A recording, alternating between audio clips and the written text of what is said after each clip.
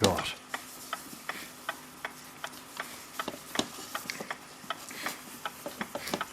It's shinier already. Does a good job, that Autosol. I use that on many things, cleaning clock parts, mechanical clocks, movements.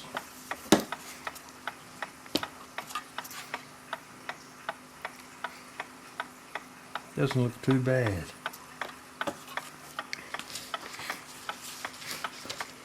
Now we'll cut a piece of 3000 grit wet and dry paper.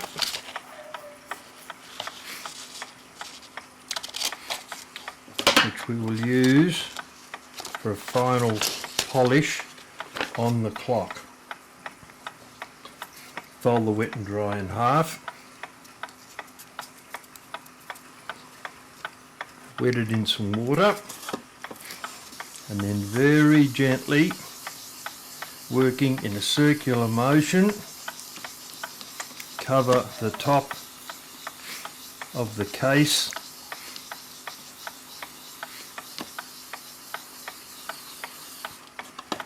we'll see what that looks like in a moment. Nice and gently.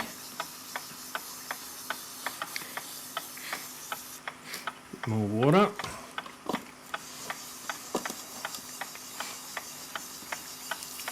All the way across the top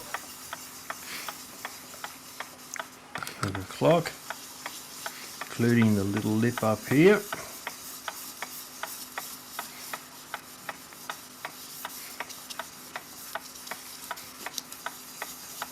That should give us a very good finish.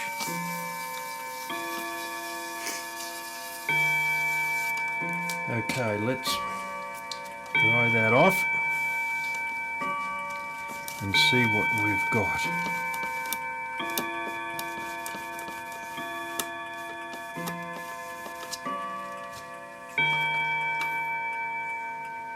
It's not too bad.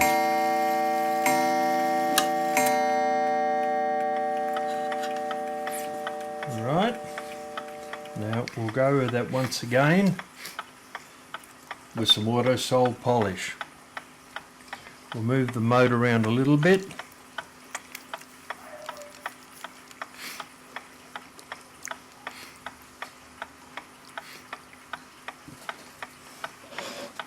Now we'll do a final polish with some more Autosol.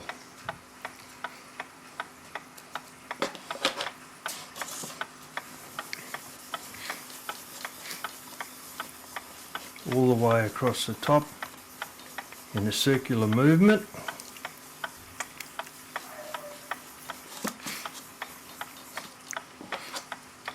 A bit more for the other half.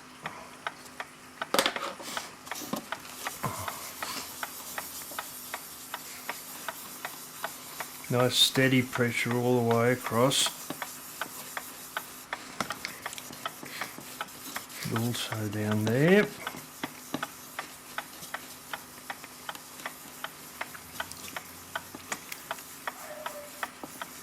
We'll see how that looks.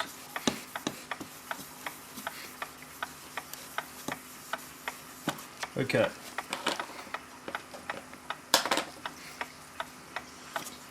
Wipe it off.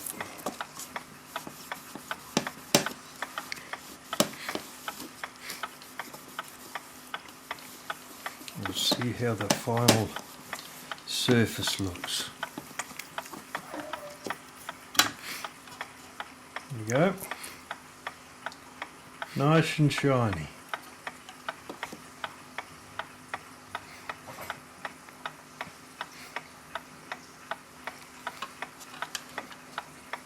Off camera, I did both ends, so the case is now ready.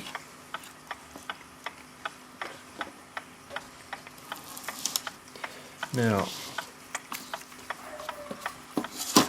remove the motor from the alcohol. Over there. Back there.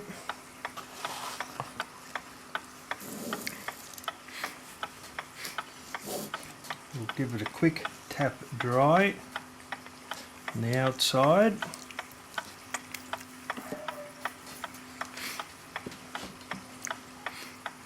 Then using a hairdryer on low speed, run it over the top and the bottom to remove and evaporate any remaining alcohol.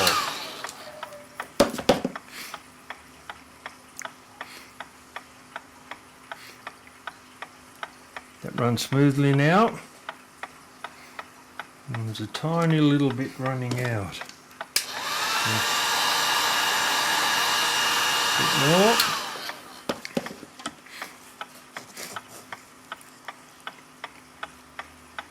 Ah, that is nice and smooth. Much better than we took it out. Alright, we're going to put the motor back into the mechanism now. Okay. Check the motor once again to make sure it's completely dry.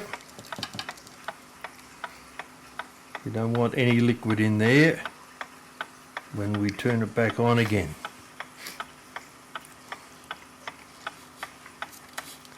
Now,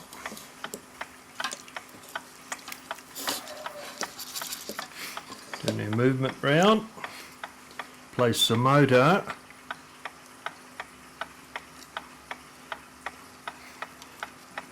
out there, back onto the posts, and very carefully move it into place so that the gears mesh.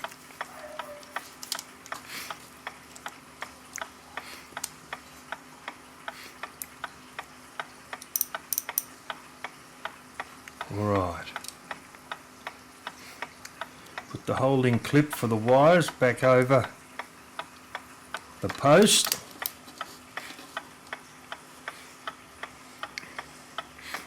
Then we can put the nuts back on again.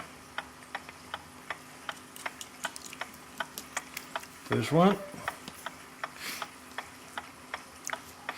and the other one.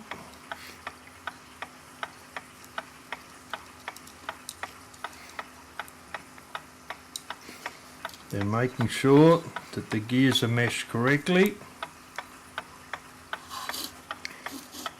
We'll then tighten the nuts.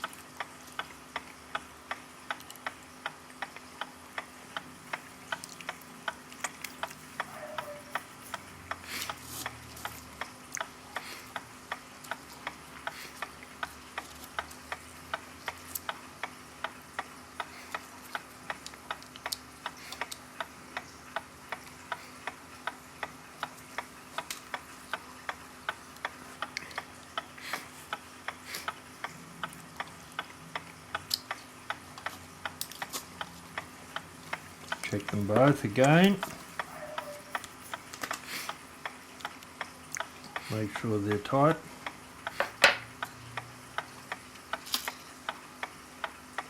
There we go.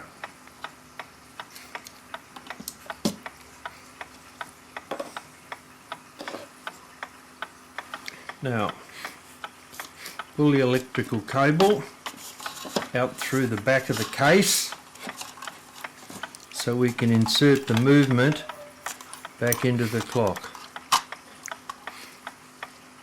Line up the wheels into their slots.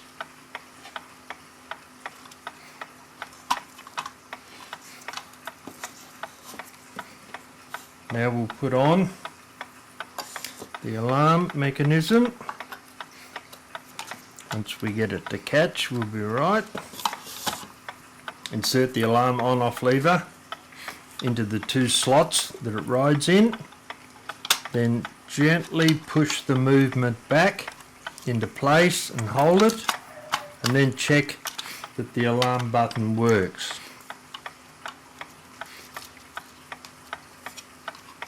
Once that's in place, we'll screw the movement down.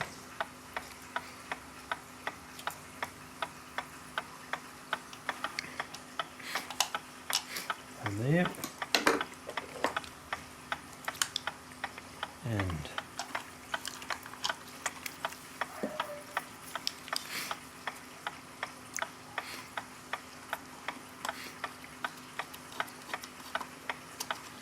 one, then the other one.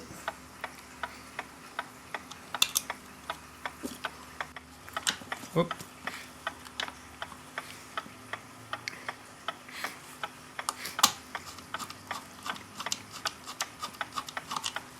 Don't think that's taken somehow.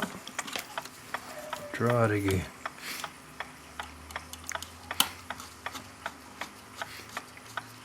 Feels better.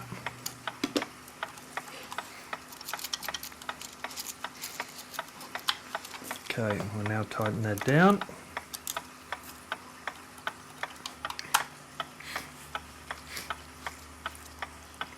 One.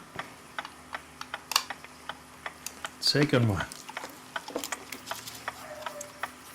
Okay, before we put the front on, we'll power up the clock and make sure everything is working. I've now plugged the clock into the power supply. You can see that the motor's spinning freely and that the light is on. I'll now adjust the alarm, make sure that works.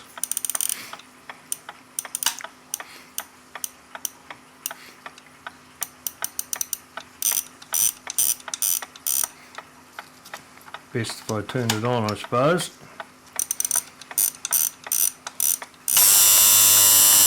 There we go. Right. Now we'll disconnect the power and put the front back on the clock. The front case is very clear, no scratches on it, so we'll reinstall that.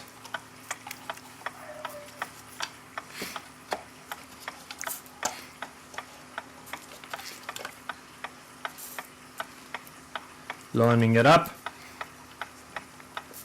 so that that little lever there clips into place, which holds the front in.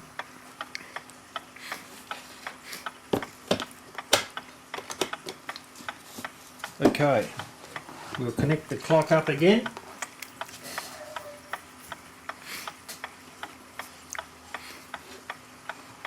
And check the alarm again.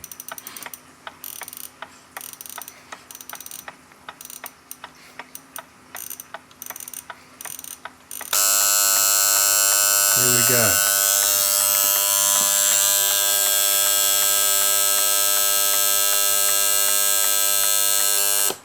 Turn off. Turn it on.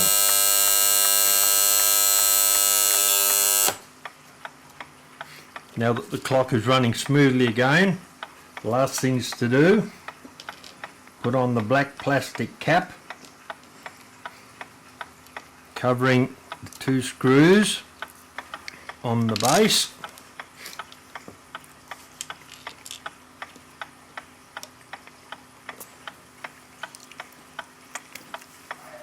Needs a bit of incentive apparently. One.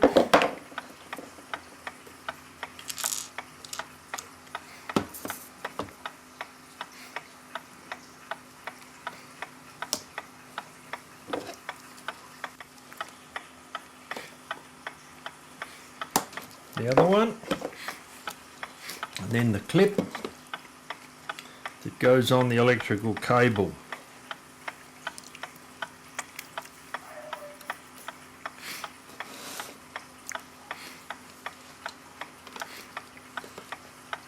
To there, doesn't want to play apparently.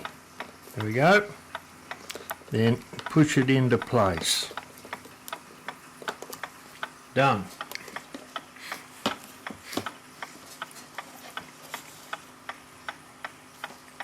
There we have it. Hope you enjoyed this video. Thanks for watching.